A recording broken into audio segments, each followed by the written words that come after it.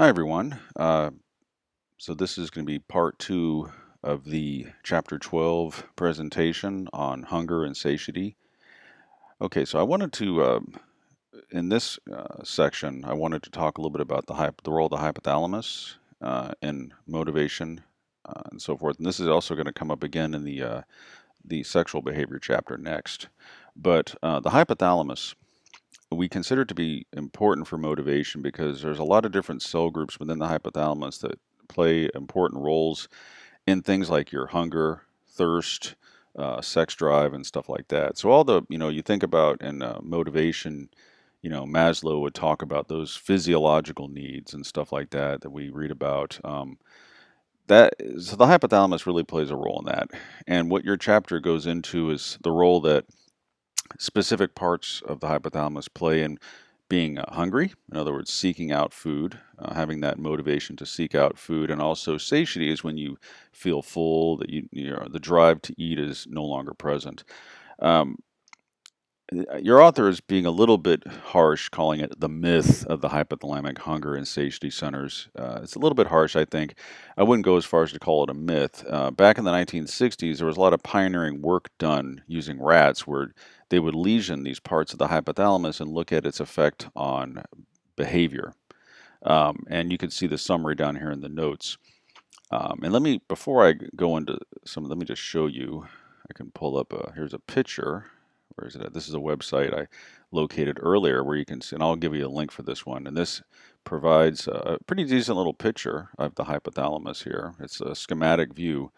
Um, and what you're seeing here is these color-coded areas represent different cell groups of the hypothalamus. And here's the hypothalamus. It's a subcortical structure, and this is the pituitary gland. Remember, the hypothalamus also is an interface between the nervous system and the endocrine system because the pituitary controls endocrine function, all the hormones and stuff, and the hypothalamus actually controls that as well. But it's also, you can see all these different areas, and some of which are mentioned in this chapter. You've got the lateral hypothalamic area, that's important here for hunger and such. Here is the ventromedial nucleus, color coded here in this reddish color. These are the two parts that are mentioned on that slide I was just showing you here, and they play a role in hunger and satiety. But here you can see, look at all these different areas here. We've got the paraventricular nucleus up here. This plays a role in thirst, water balance. One of the things the hypothalamus has to do is maintain the proper osmotic pressure throughout the body so you have an adequate amount of water in the cells. So there's a certain amount of water in your cells versus water that's located outside the cells. You don't want too much into the cells. That can cause them to be damaged. You don't want too little either. They shrink and die, and that's one of the things that the hypothalamus does here. Here you can see the medial preoptic area involved with blood pressure maintenance. Here we see anterior hypothalamic area involved with maintaining adequate body temperature. Here's, once again, water balance and stuff like that. So you can see the hypothalamus does a lot of stuff. And one of the early thoughts was, well, with the rat studies that are mentioned in your book, maybe these are the actual like hunger center versus satiety center. Maybe they figured that out. So all you have to do to control eating is simply control these two parts of the brain. I think your author's calling that a myth because it's not that simple. There's a lot going on in the maintenance. There's a lot going on in hunger and satiety motivations. There's just the circuitry is very complicated. There's a lot of different cell types involved, a lot of different chemicals involved. And that's why I said there is no elusive diet pill for people because it's a very complicated, uh, circuitry, chemical, hormonal, all kinds of stuff is going on. So let me get back here again. Sorry about this. Get back into the PowerPoint. But here you can see lesions of the hypothalamus. Ventromedial hypothalamic lesions cause hyperphagia. Hyperphagia just means excessive eating. All right, that's called hyperphagia. So if you destroy this, you get hyperphagia. So the idea is that if the ventromedial hypothalamus is involved with satiety, then you've essentially, so this you can think of as applying the brakes to eating. So the ventromedial hypothalamus is involved with satiety. So if I destroy it, the lateral hypothalamus is not being checked, and so you have an animal that overeats. If I lesion the lateral hypothalamus, however, you get aphasia. And this is the opposite, where the animal will essentially starve. So, so we're seeing opposing mechanisms here. All right. So I think, I'm going to say it again, that I think calling it a myth is a bit harsh. This work that was done back in the 1950s and 1960s was pioneering work, because it got neuroscientists to recognize the importance of the hypothalamus in terms of hunger and satiety motivations. Um, but they're arguing that it's false in the sense that it's just not that simple, and they're correct here. It's not necessarily a hunger and satiety center, because the problem is when you go in and damage, a lot of times these areas of the brain might have multiple functions, or they might have a function that you think it's maybe it's not so much satiety, maybe it's involved with something else, or that ends up causing, all you can say is you look at the behavior, all right, hyperphagia versus aphasia. All right, and that got us in the right direction. But here you can see the hypothalamus is important in energy metabolism. Okay, that's true. Ventromedial hypothalamic lesions also damage the ventral noradrenergic bundle, or the PVN. Okay, so one of the things that's important about this point here is that when you go in and you damage the brain, what'll happen is that you could, I can pull this picture up again that we were just looking at, and you can't see it in this picture, but we'll go here. What you're not seeing is this: there's all kinds of fibers that are going through here, all kinds. So as I destroy parts of the brain, I'm not only damaging this particular structure, I'm having an influence on maybe structures around it. I'm having influence on structures that are connected to these different parts. And so you're causing a lot of collateral damage, which might account for, let's say, the hyperphagia or the aphasia response. That's why crude lesions that were done back in the 1950s and 60s, which were the technology at the time, they were important as a means to start, they have problems. Nowadays, we have different, more elegant ways of turning, we can use optogenetics to maybe turn structures on and off now, so it's much more elegant than it used to be. But that's what your authors, that's the point they're trying to make. Anyhow, so I wanted to mention that. And you can once again see this here. Still, these areas are important. They are important. And you can see here, they're showing you if you read the notes there, you can see what happens there. So hypothalamus is important for this. And then you can see in your text here, let me pull that down a little bit, zoom in a little bit. I'll move that up a little bit. Here you can see this is the rat brain, and you can see there's the section.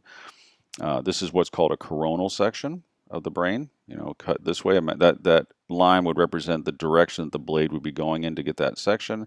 Hypothalamus is down here on the bottom. So here you got your ventromedial, and then there's lateral. Ventral, once again, this is just location. Lateral is more laterally located off to the side. Ventral means it's down, and medial means it's down and towards the midline. This is that midline of the brain, right in the middle. And those are the two parts. And then you can see there's the pituitary gland. Okay. And once again, this concept of the hunger and satiety centers was very popular. While given the information that we knew at the time, now we have a better understanding of the circuitry and the cell types involved, and it's just not that simple. Basically, that's what we're getting at here. Okay. Get out of this.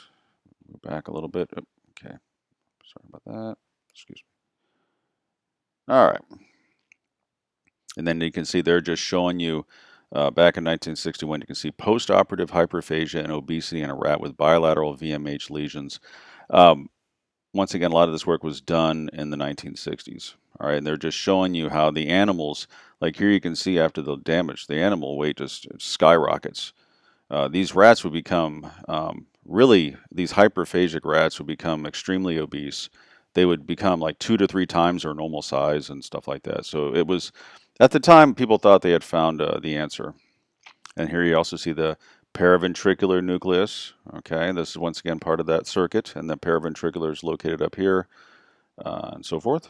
And they're just showing you that. Okay, so that's mostly what I wanted to cover in terms of the role of the hypothalamus. You can, of course, make sure you read that section. I think the other time I might have mentioned some of these hunger and satiety peptides. These are chemicals that might play a role in hunger versus satiety, and I think I mentioned that the last time. Once again, there's the satiety chemicals in the sense that if these chemicals are elevated, they're associated with basically feeling full and satisfied, whereas if these other chemicals down here are elevated, it tends to be associated with hunger, and you will tend to search out food. Serotonin might actually play a role. This is interesting. Serotonergic agonists can reduce food intake. Um, and so there's some work done. You can see here serotonin plays a role in satiety. Serotonin agonists reduce food intake even when the food is highly palatable. Um, so you can see here serotonergic agonists to suppress appetite. One of the problems with this approach is that when folks are taking these things, they might have side effects. There could be other side effects that are undesirable, and that's always a problem with drugs. Typical drugs are going to produce side effects in some people. Some are more serious than others. Um, okay, here again we can see. I think I was talking about the weight the last time, and there's obesity. I do want to mention a little bit more about obesity this time.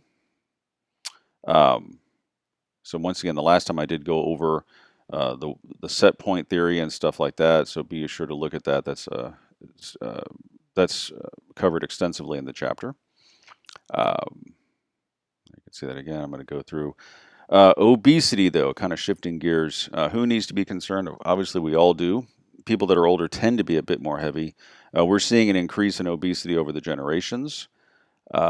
Here we can see, you know, the notion of the fast food society, possibly evolutionary reasons for this. This is sort of interesting when you think about it, the evolutionary perspective. And once again, I think I might have gone over this a little bit the last time. This is an interesting perspective. The notion that we've evolved to the idea is that whether it's an evolved tendency or just the way we are for whatever reason, physiologically, it's been argued that we're kind of we need to move around a lot. That our physiology is such that we really aren't optimized to lead a sedentary life, and that might be why we have people that are more obese than others and stuff. But here you can see all the differences here. Um, these could be due to genetic differences, things like differences in consumption and energy expenditures, and that could be a genetic difference. Differences in thermogenesis. One of the things that, most of the calories that are burned by metabolically are done to simply maintain the proper body temperature. Exercise will help, but really most of it is what we call non-shivering thermogenesis. Most of that's done, and that can change. Some people, their basal metabolic rate is just lower, and you can see that. And then I mentioned that the last time, so you can see all that. I mentioned leptin. Here you can see that this picture is good. If we're talking about the hypothalamus, this would be a rat. If you were not this particular rat, because they were dealing with this was a different study. But in the 60s, if you were to do those lesion studies I was talking about, the ventromedial hypothalamus and whatnot, you would get a hyperphagic rat that would look like this. Essentially, they would get really big. That's why they thought they had found the center. So how do we treat obesity? Well, there's different ways to do it. I already mentioned that serotonin might be, a serotonergic agonist might help. And for some folks, you probably heard of the gastric bypass surgeries and stuff like that. That's used in more extreme cases. Literally, you're making the stomach, there's just less room to put food in there. And you can see there's the procedure. You can put a gastric band. I'll kind of zoom in that. You could do a gastric bypass. Staples create a smaller stomach pouch. So you cannot, it's just there is less room. There is less room to eat. So folks that have this done really cannot eat much. They have to eat very small meals.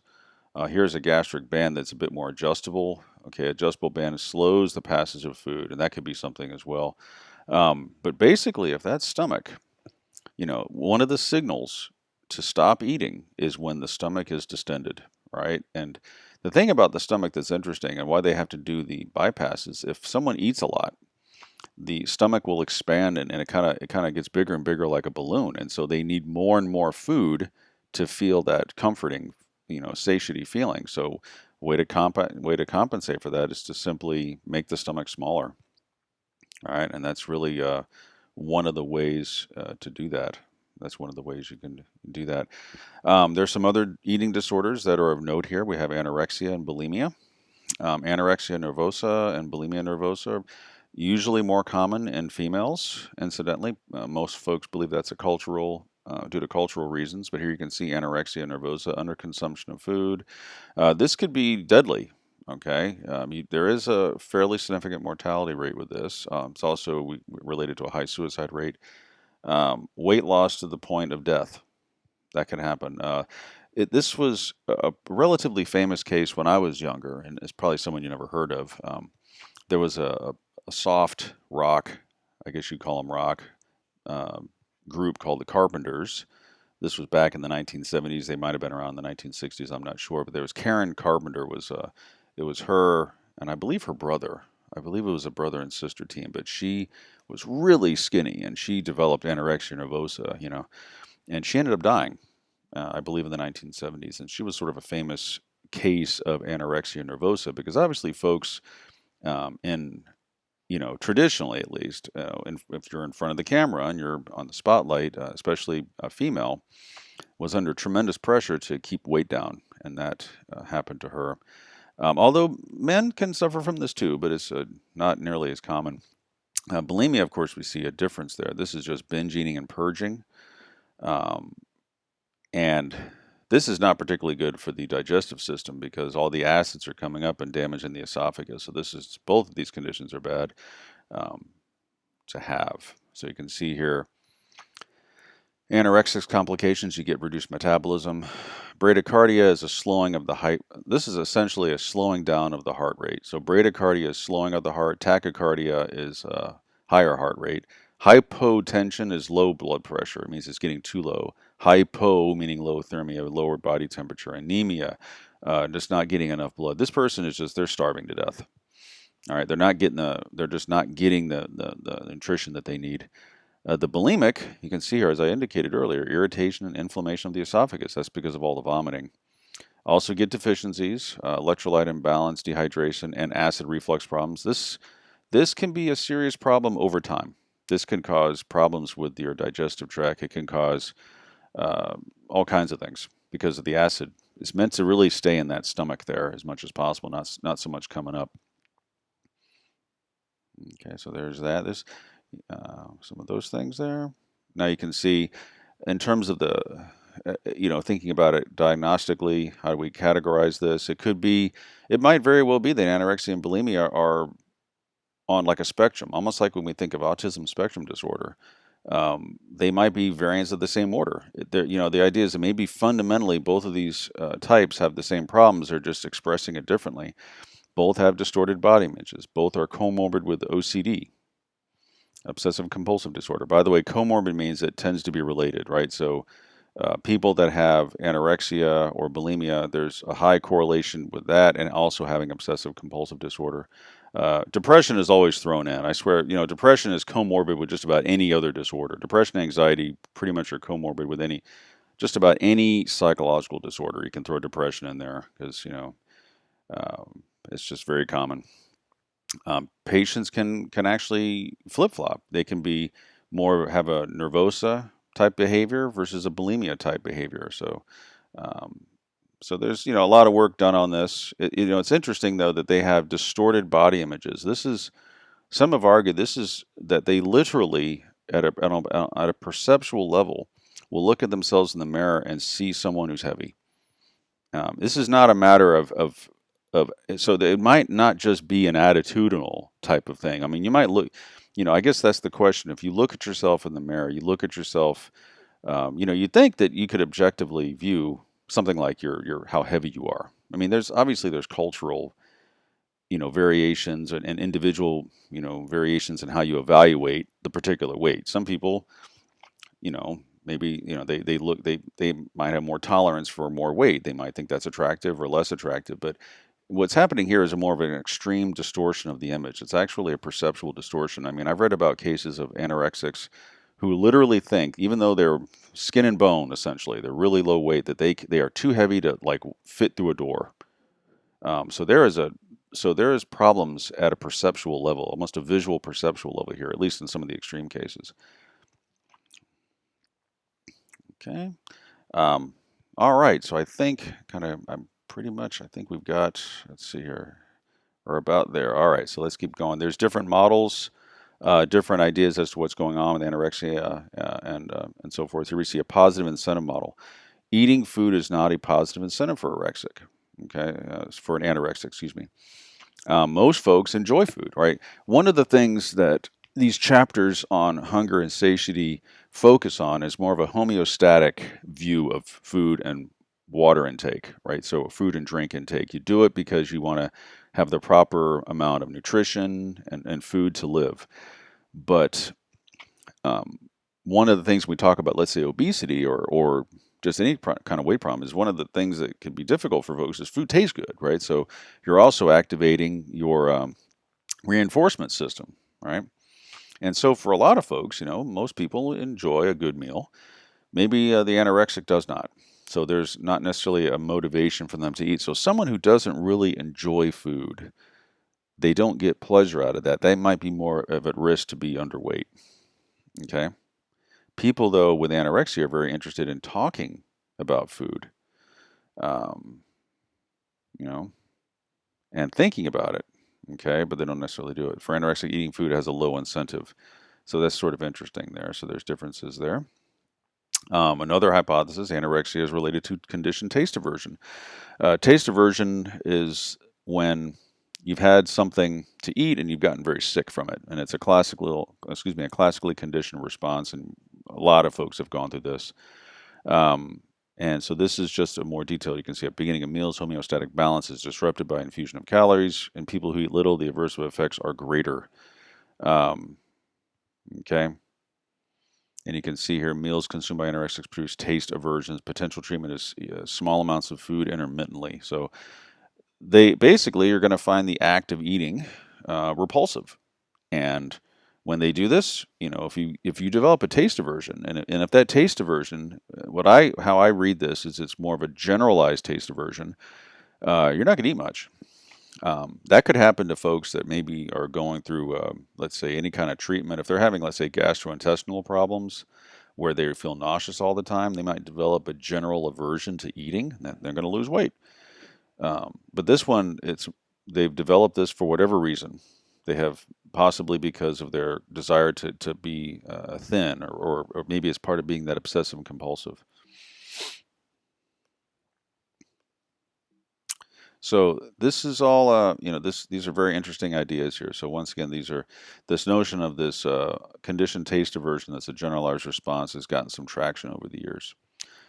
Okay, so that's, I think, enough for the this chapter 12. I hope this helps a little bit. And once again, I'm just trying to give you an overview, make sure you're aware of the some of the bigger, larger themes and concepts of the chapter. And I hope all of you have a nice week. And so take care.